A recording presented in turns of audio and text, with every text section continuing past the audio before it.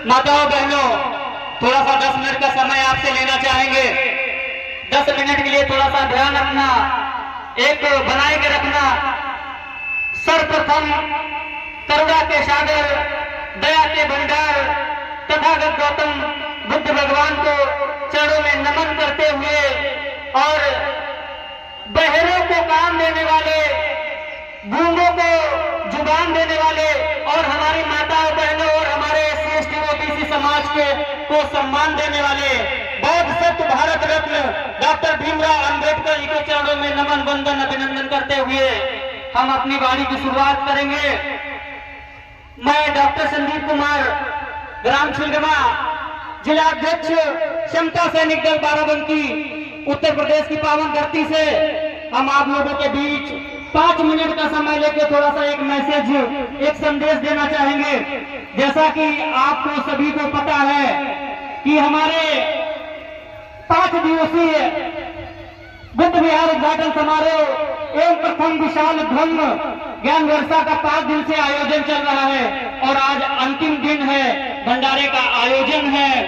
और सर्वप्रथम हम याद करेंगे अपने दादा मनसाराम जी को, जिन्होंने अपने संघर्ष से अपने खेत में, आज वो देखा जाए तो अपना वो हमेशा हमेशा के लिए अमर हो गया, अपने खेत में डॉक्टर भीमराव अंबेडकर जी का बुद्ध विहार मंदिर प्रतिमा की स्थापना किए। एक बार हम उनको कोटि कोटि वंदन नमन अभिनंदन करते हैं और आप लोगों से जोरदार तालियां राजा मनसाराम जी के लिए, जोरदार तालियां हाथ उठा के। भाई ये बहुत बड़ा काम है, कोई छोटा काम नहीं है। 10 लोग 20 लोग मिलकर एक गांव में समाज के लिए अपने इस प्रोग्राम का आयोजन नहीं करवा सकते। समता सैनिक दल, जैसा कि आज अभी आप इसी कार्यक्रम के माध्यम से देख रहे थे, महार तालाब का सत्याग्रह आंदोलन, उस आंदोलन की शुरुआत बाबा साहब ने इससे पहले भी प्रयास किया। अब एक समय ऐसा था कि हम लोगों को पानी पीने, SC/ST OBC समाज को पानी पीने का अधिकार नहीं था। पानी पीना तो दूर, उसको छूने के लिए आप लोगों ने देखा कहानी के माध्यम से हमारे बड़े भाई कथावाचक महेश बौद्ध जी लगातार आपको 5 दिन से झांकी और कार्यक्रम के माध्यम से समझा रहे हैं। आपने देखा कि पानी पीना तो दूर, पानी छूने तक का अधिकार नहीं था। ये पानी आज अगर हम चैन से घर में बाहर भी बोतल का पानी, अगर एक घूंट हमारे अंदर पानी जाता है तो डॉक्टर भीमराव अंबेडकर की बलिदान की बदौलत है, डॉक्टर भीमराव अंबेडकर के त्याग और बलिदान और डॉक्टर भीमराव के अंबेडकर खून पसीने के बलिदान की बदौलत है। पानी पीने का अधिकार नहीं था। बाबा साहब ने 24 सितंबर सन 1924 को एक संगठन बनाया जिसका नाम था समता सैनिक दल। एक संगठन बनाया समता सैनिक दल, उसमें 10,000 लोगों को, 10,000 सैनिक भर्ती करके कोई भी लड़ाई बिना संगठन के नहीं लड़ी जा सकती है। आप अकेले होंगे, आपकी कोई नहीं सुनेगा। आप अगर 1,000 लोग साथ में हैं तो हर एक शासन से लेकर प्रशासन तक आपकी बातों पे विचार और विमर्श करता है। इसलिए बाबा साहब ने जिस दिन अपने 10,000 सैनिकों को भर्ती करके समता सैनिक दल संगठन बना करके, उसी दिन महार तालाब का जो सत्याग्रह आंदोलन हुआ था वो सफल हुआ था समता सैनिक दल संगठन की वजह से। ये समता सैनिक दल बाबा साहब का बनाया हुआ संगठन है। हमारी अपील है कि आप सभी लोग इस संगठन से जुड़े।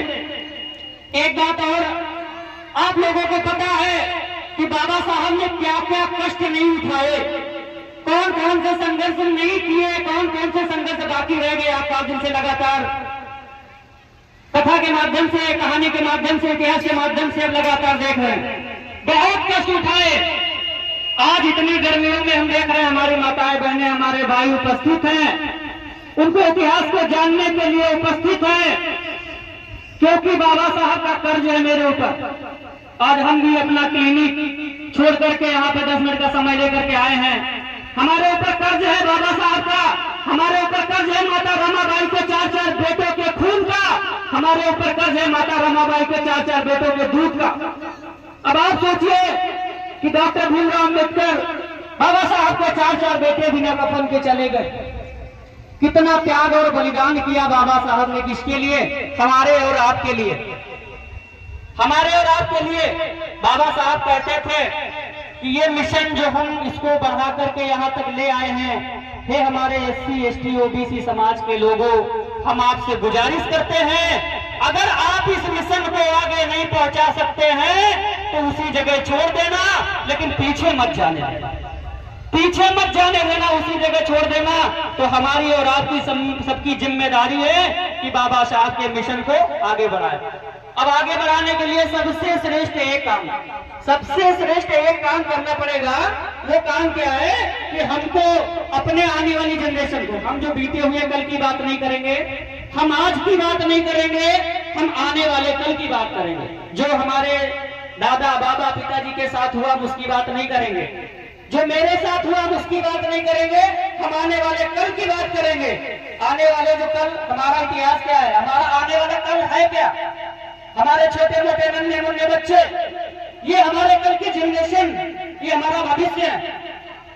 परिवार में सभी सदस्य, सभी से निवेदन है, गुजारिश है कि जो छोटे छोटे बच्चे हैं उनको एक अच्छी शिक्षा दीजिए, अच्छी राह बताइए और आगे बढ़ाइए, इनको पढ़ाइए। क्योंकि बाबा साहब कहते थे, शिक्षा वो शेरनी का दूध है, जो पिएगा वो दहाड़ेगा।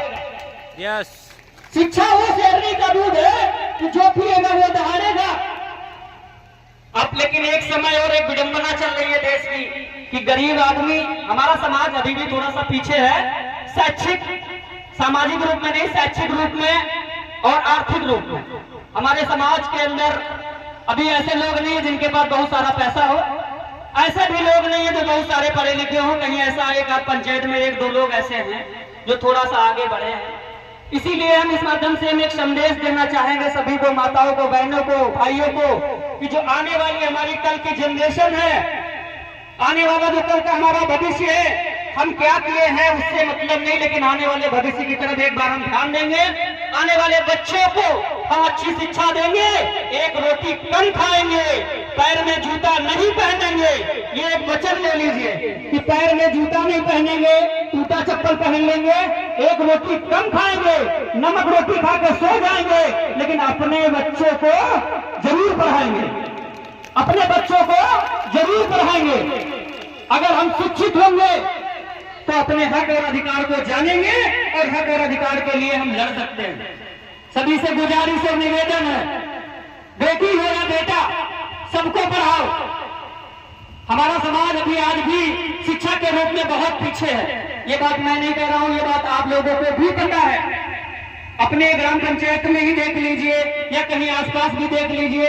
इसलिए निवेदन है कि बच्चों को जरूर पढ़ाओ, लेकिन समय ऐसा है कि आप अपने बच्चों को बहुत अच्छी शिक्षा मिलती कहाँ है? जहाँ पे महंगा पैसा पड़ता है, महंगे स्कूल है, उसके लिए पैसा चाहिए।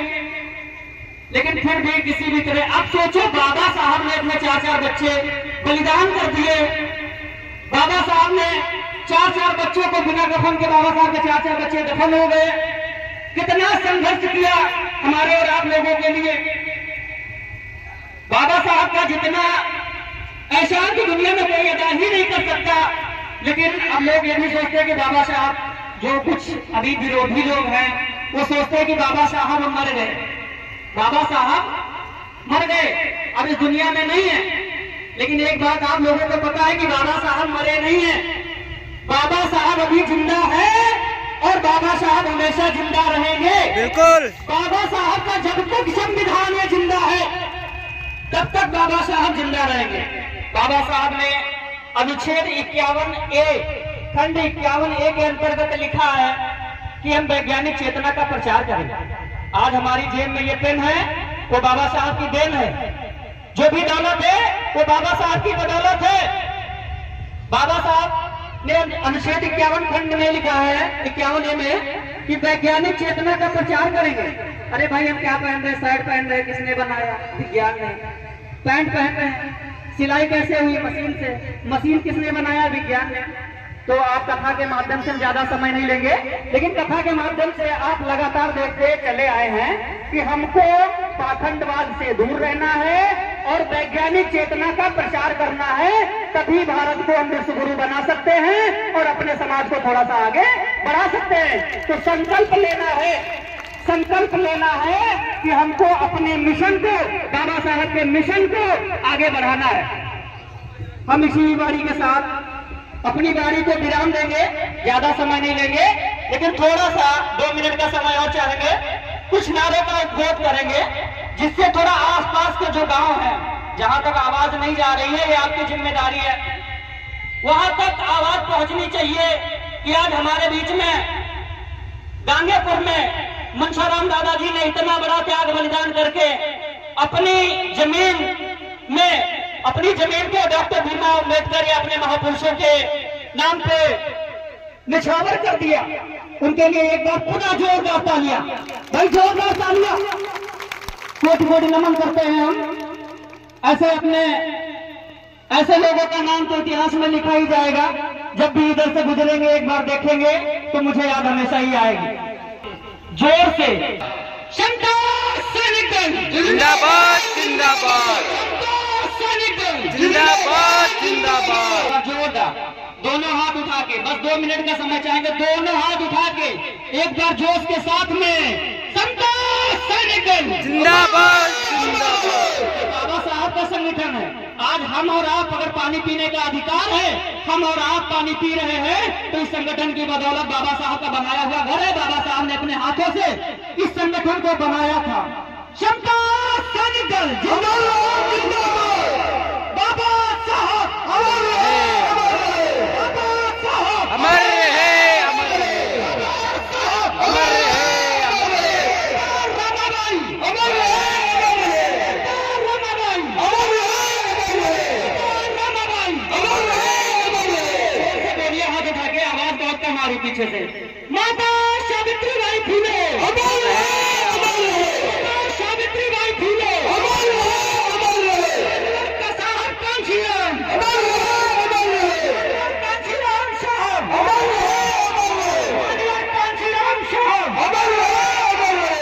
ज्योतिबा फुले अमर रहे, अमर रहे। ज्योतिबा फुले अमर रहे, अमर रहे। बिरसा मुंडा अमर रहे, अमर रहे, अमर रहे, बिरसा मुंडा अमर रहे, अमर रहे, अमर रहे, भाई भाई अमर रहे, अमर रहे, अमर रहे, भाई भाई अमर रहे, अमर रहे, भाई भाई अमर रहे, अमर रहे, अमर रहे। जय जय जय जय जय भीम, जय भीम जय भीम, जय जय जय जय जय भीम, जय भीम जय भीम, जय जय जय जय भीम, जय भीम जय भीम, जय जय जय जय भीम, जय भीम जय भीम। सैनिक दल अमर रहे, अमर रहे। सैनिक दल अमर रहे, अमर रहे।